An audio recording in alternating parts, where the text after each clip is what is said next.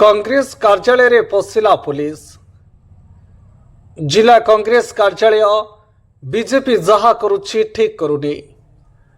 नुआपड़ा उपनिर्वाचन को नहीं स्थानीय खुंटिया भवन में कांग्रेस पक्षर कार्यालय खोल जाइछि। बुधवार पूर्वाह्न ए कार्यालय दल पक्षर खबरदाता सम्मिलन चलीथिला।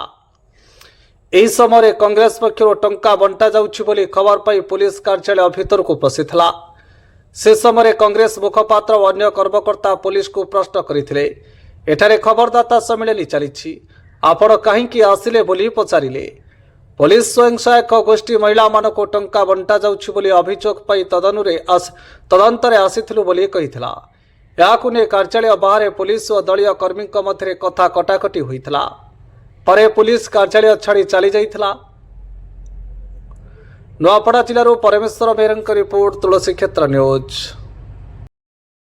मीडिया निर्देशक अछि सर 7 दिन पर तर्जुमा कर आपन अधिकार अछि तर्जुमा करे पे तर्जुमा करंतु हैं चलान आगे और ऐसे दिमाग में आउती